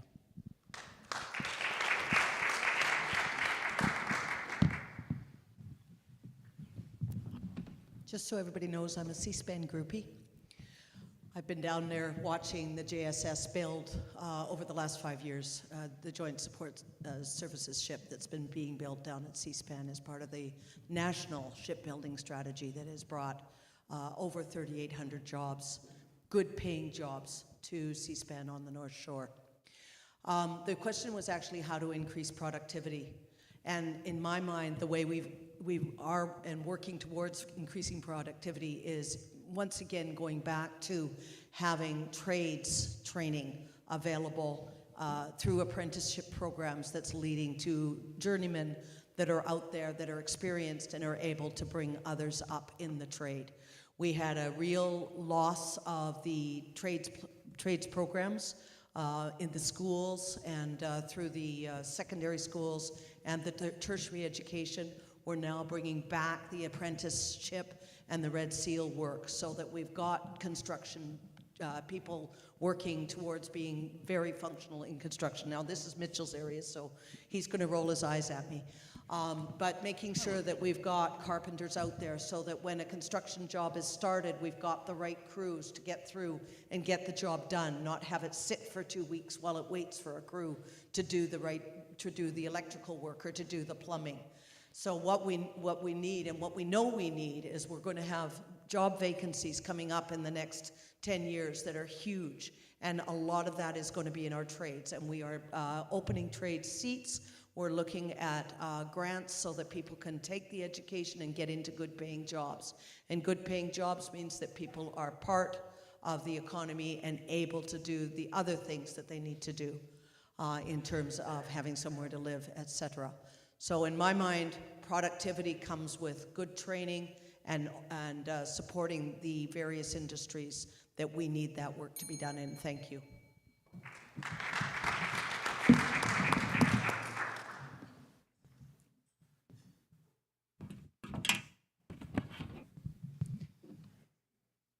Please tell us your position on tax incentives for the film industry that compete with other provinces and states who try to attract film business. Susie, I know you only just sat down.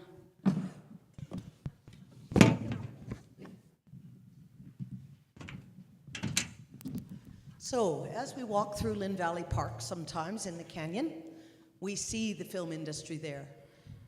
We see North Shore Studios down at the bottom of the hill. We see Production Way over in Burnaby, the big studios that are over there. For a very long time, BC has been a film mecca because it has so much diversity and also because it's got extremely good crews for both pre and post production. I've been very fortunate. I've been able to actually talk with various members of the film industry. There's work being done in terms of looking at the tax systems because we know that some of the film work has gone to other parts of the world because they have a better tax system for labor and for how the work is done. And what we are doing is making sure that we look at our arts and culture, including film, which, by the way, survived COVID far better in British Columbia than many other places because of the work that we did to support the arts and culture during COVID, because there was nothing happening and a lot of places would have gone completely under without the support. So the film industry is getting support. There's 7,000 more jobs coming into the film industry in a variety of professions. Again, training, mentorship, and positions that we're looking to keep film in British Columbia, to keep the producers here, and also look at the different ways that films could be produced, because of course we've got a lot more media than we used to have with social media and the various things that are happening there. And there's different mechanisms that film is being produced. And that work is ongoing, and as you can imagine, it is quite complex. Thank you.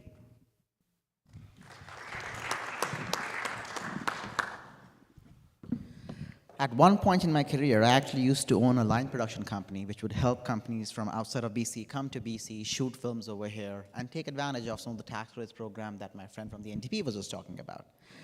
The current tax credit incentive that we have in British Columbia is 28% for general film and TV production. It goes a little bit more if you shoot outside the Lower Mainland or if you're doing some audio, digital audio video work, but let's not go there. We are at 28%.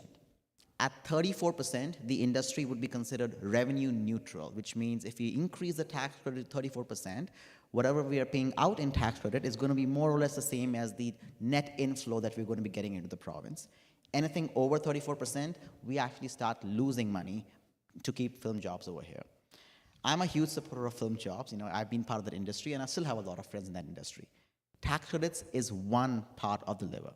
There are a few other things we can look at. Infrastructure. Disney, specifically Marvel, used to shoot a lot of movies here in the Lower Mainland. They then moved their production to London, UK, which has a lower tax credit regime than what we have here in BC. So clearly, tax credits are not everything. A government that is investing in infrastructure that makes it possible for crews and films to go from point A to point B in a quick, speedy, efficient manner, that invests in studio capacity, audio studio capacity, has the ability to attract large productions and large companies beyond just saying, hey, we have the highest tax credit in the world that we can offer to you. Orange light, so the last thing I'll quickly say is Bill C-11. If you're from the film industry and you ask me this question, you probably know what I'm talking about. Bill C-11, it's a federal bill, but it's a huge reason why productions are leaving Canada right now and BC right now, and we will be lobbying the federal government to roll back some of the changes of Bill C-11. Thank you.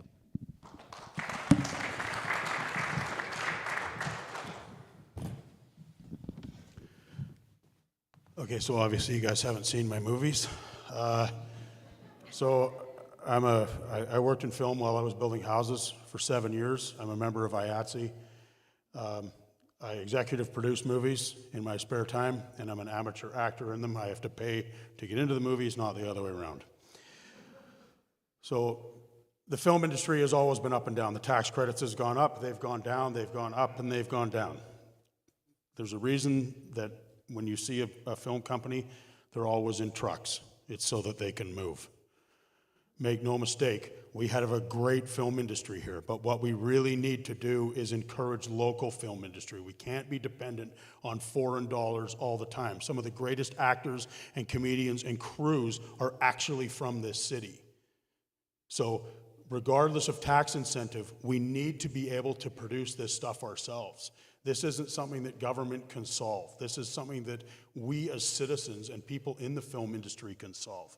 I don't know if anybody knows, but LA is no longer the mecca for film in North America. It's Atlanta. In 2016, Atlanta took over the film industry from LA. Film is in trucks for a reason. And if we can't, after the number of years that we have worked in film, start trying to produce our own stuff here and make it blockbuster, the Americans don't have to come here to make blockbusters. We can make them here. So as much as we want to say with a tax credit's going to solve the problem, I don't think that's all the whole answer. They're going to other places where the tax credits don't exist.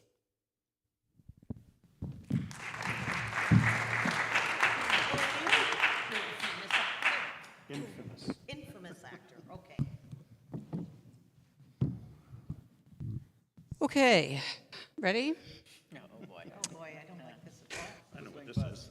Will you and/or your party commit to a full public inquiry on the wastewater treatment plant?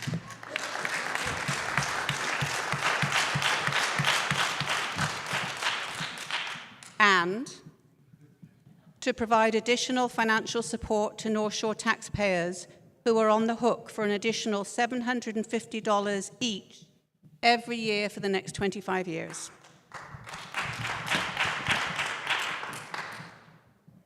Who's going first? Oh, Sam, sorry, your turn. Yes. Yes. An independent public inquiry into the North Shore wastewater debacle. $700 million project now costing $3.8 billion. Guess what? We've already spent the cost of building a new bridge, but we've got nothing for it. We are now paying, you said 750. I think there's a bit of a good news. There's some revised numbers there now. I think now it's going to be $600 a year for the next 30 years. Woo! Yeah. That we here on the North Shore will have to pay. So a couple of things on that aspect. One, a full accountability report.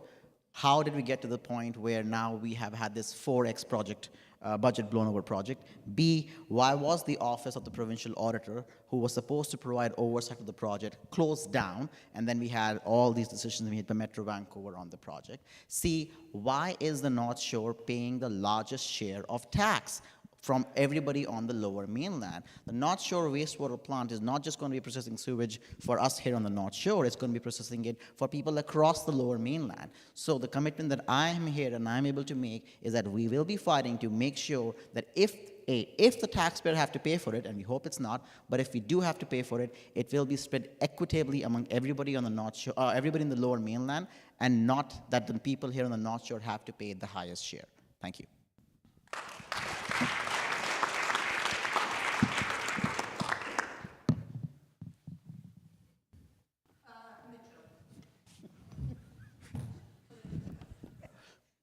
Okay, so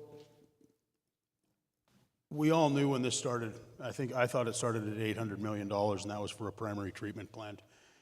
And then very rapidly there was a discussion that should be a tertiary treatment plant, and the price went from $800 million to $1.3 billion overnight.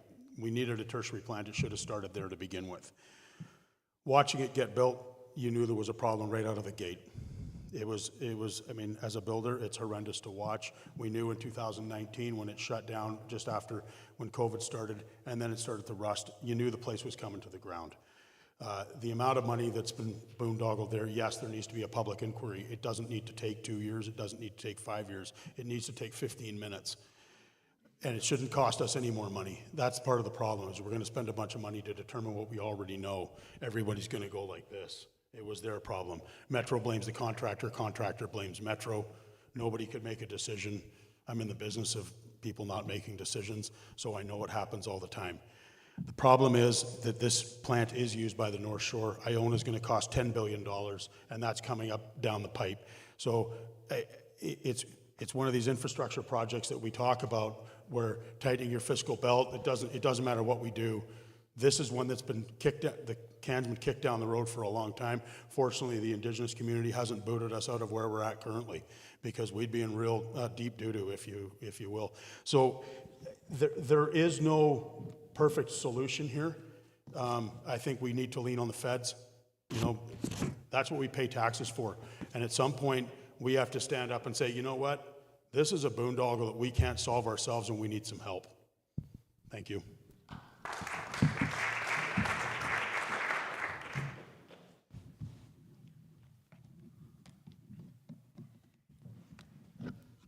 I love the word boondoggle. Thank you. I haven't heard it for a while. And he's right. The wastewater treatment plant is distressing all of us. I live in Lynn Valley. I've heard the numbers. I am also extraordinarily amazed that it's come to this point. Currently, there is an audit in process. And once that audit has come through, and if the questions that are asked are making sense and the right questions are answered, then that's where the steps will be taken from. In the event that the audit is not providing answers that are making sense and then give us a platform to go forward on, then there will be provincial intervention. But we've got to allow the Metro Vancouver to try and clean up some of its own mess. And this started with Metro Vancouver. It also started with the federal. I'm not saying the province is not involved. That's not correct. But what we do need to do is make sure that each level of government that's involved does the right thing to get us out of this mess. And it's not going to be an easy road, as both my friends have said. So thank you.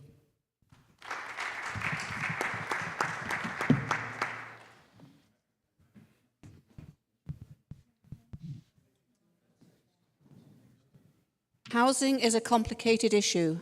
Construction costs increase, but the largest expense is land value, driven up by demand and other issues.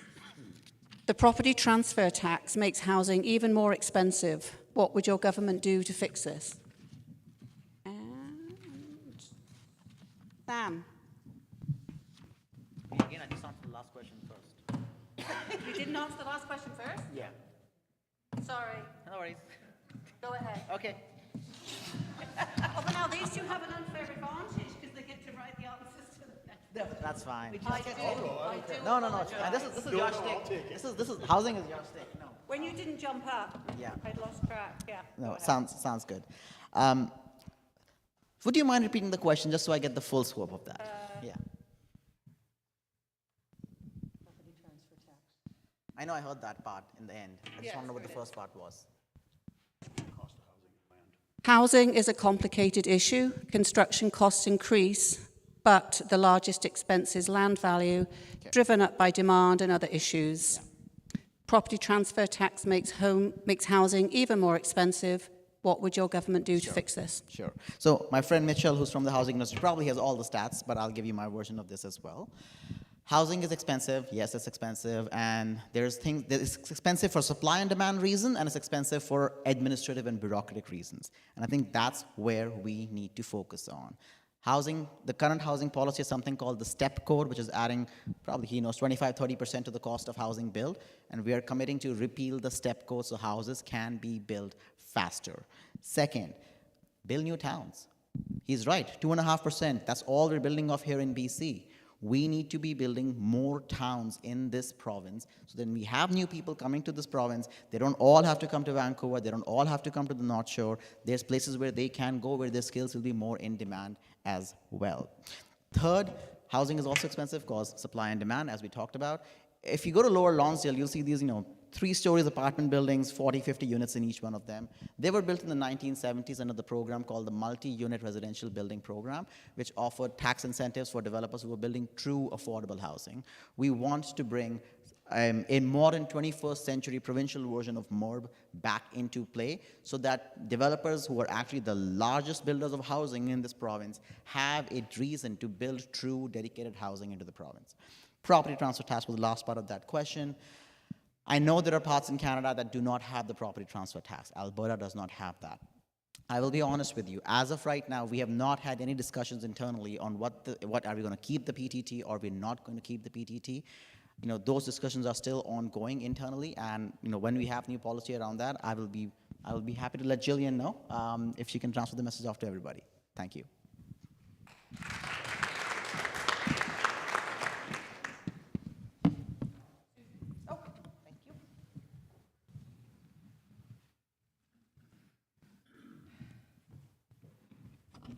Housing is a critical part of our communities and our societies.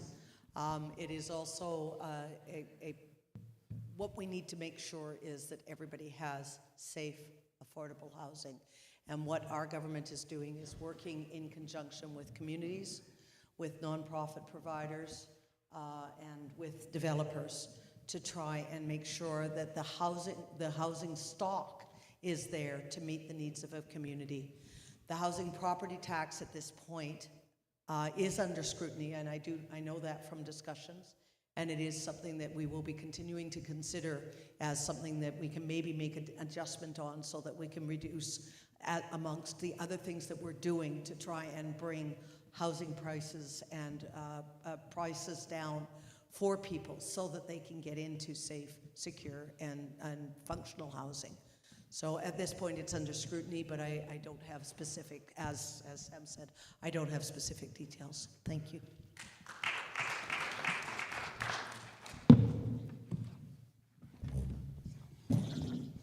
Okay, let's. I think I'll address the cost of the land first. I talked about it briefly earlier. Since the year 2000, we've lost from 1.34 acres, which is available for every person in this province, down to 0.98 acres is available to every person in this province because we've had a 35% growth in population since the year 2000. We are the second highest province with provincial crown ownership at 94%. Ontario, which is the second most expensive place to live in this country, has 1.8 acres available per person to privately own. So it just goes without saying that more people, less property, higher prices. That's the way it's going to be. Unless the Crown opens more land, there's no other way around it. With a higher density, the province is able to collect higher taxes off the same square footage. So we get to solve the housing crisis by borrowing money to build products in our backyards so that we can go over the $3 million taxation line, and the tax assessment will go up, and we get to pay taxes accordingly on the money that we've borrowed so that we can solve a crisis that we didn't build. Anyway, the property transfer tax wasn't an issue until property got really expensive. Everybody had, $15,000 property transfer tax. It was a cost of doing business. But the problem is that the property's gotten so expensive now that it's actually become a bigger chunk, and everybody looks at that as a problem. I think if we got the rest of the housing under control, instead of having 3 panes of glass, we went back to 2, instead of gaining 20%, but adding 50% to the cost of the window. We put 50% more glass in for a triple pane window. It's not 33%. Everybody thinks, oh, it's a third, but it's not. It's 50% more glass. So these numbers get staggering really, really fast on the building sector, and the cost to actually build and get your building built when you come out of the municipal hall has gone up. Those are the costs we're talking about. And that's where we have to get property under control, and if they're going to abolish a step code and go back to a way that was reasonable.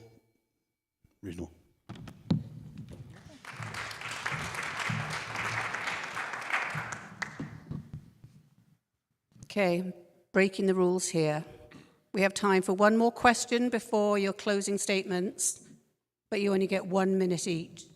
Can you manage that? I'm sure you can. 1 minute. And I think that's all you'll need. Can you each briefly state your 3 core values as they relate to your political life? Okay. Sam.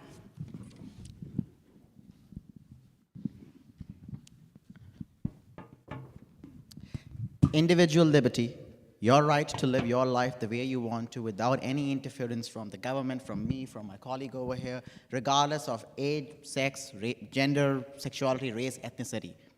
2, common sense, by which I mean evidence instead of ideology. I will always follow the data, I will always follow the evidence instead of any ideology, even if that sometimes means voting against my party. 3, freedom of speech.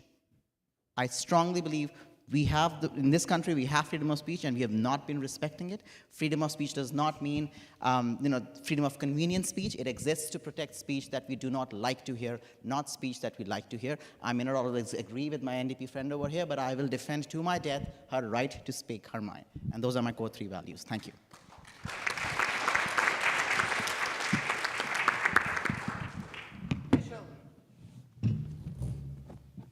Pretty simple.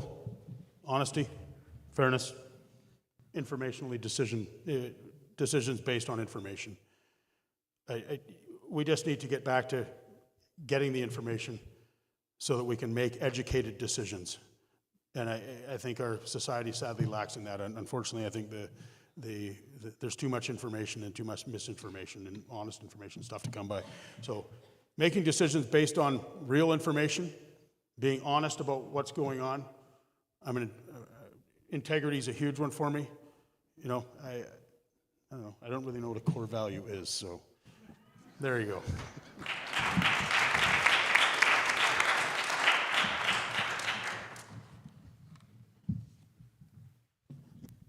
My first and foremost will always be people.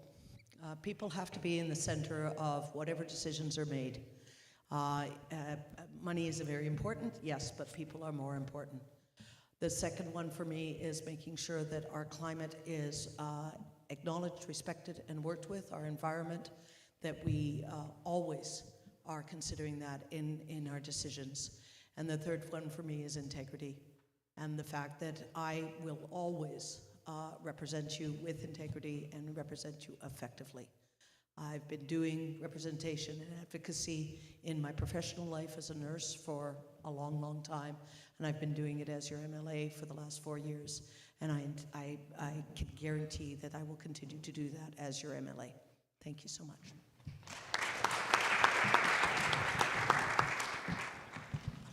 So now each candidate is going to have 2 minutes for their closing statement. Mr. Friesen, pick a card. Okay, first is Mitchell.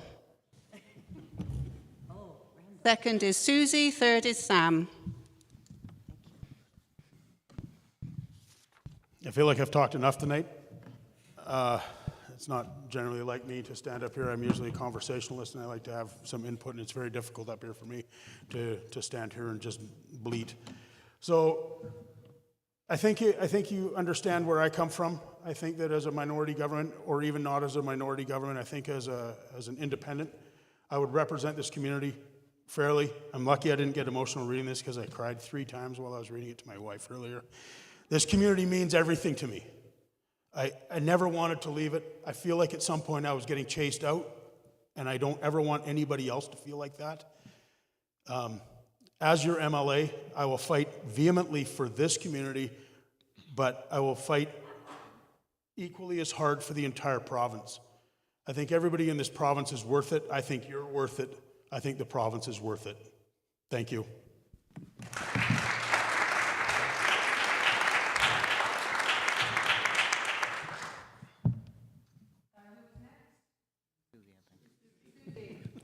Somebody's. I thought they'd remember.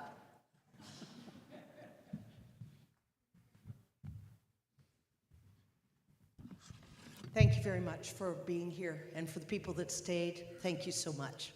We do notice as people go, it's sad. Anyway, for me, one of the things that I really wanted to speak to was earlier, my colleague indicated that the government has grown. It has. It's grown by teachers, it's grown by nurses, it's grown by ambulance attendants, it's grown by firefighters, not so much, but it has grown by public servants who are doing a job that our societies and our communities need. It is not bloated growing. I took offense to that, I'm sorry. The work that is being done by the government is for the people, to make sure that people have the service and supports that they need within their daily life. If we go to a point where everybody needs to fend for themselves, some people will do very well, but an awful lot of people will not. Our seniors, our kids, our people with special needs, those people will not do well if we go to a place where everybody is fending for themselves. And that's a risk that I do not look forward to. And that is a risk that John Rustad brings with him. And I really feel that it's really important that we think about that. Thank you so much.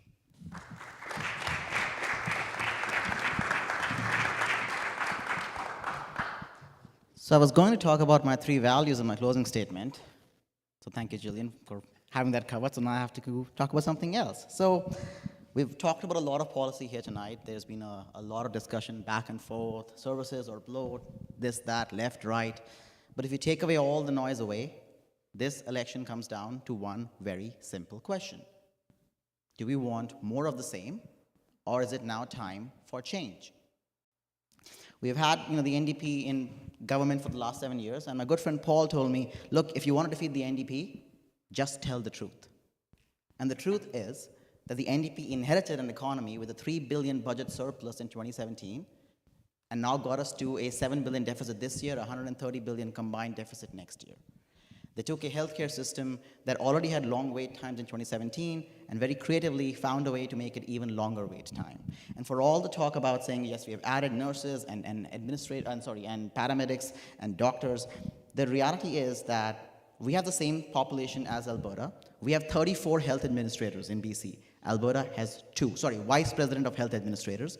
We have 34, Alberta has 2. So clearly there is some flat, there is some bloat, and we are not investing as much in doctors and nurses and paramedics as we are in administration.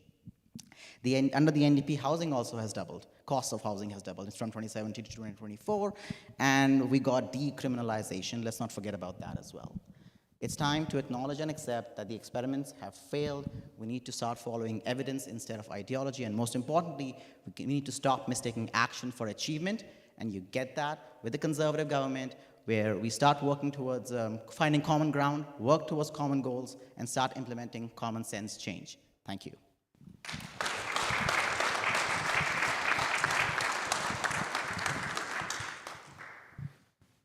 Thank you, Sam, Mitchell, Susie, for coming. I know it's a busy time. I know you're doing another one of these tomorrow. And Thank you, everybody, for coming, and also to the volunteers who helped. There's some of them here tonight from Lynn Valley Community Association. If you were riveted by this evening, you can watch it on our new YouTube channel. And we'll have to, I don't know what the address is actually, but you'll find it on our website or our Facebook page, which is how you found out about this. I'm not a techno person, but luckily I have volunteers who are. Anyway, thank you all for coming and good evening.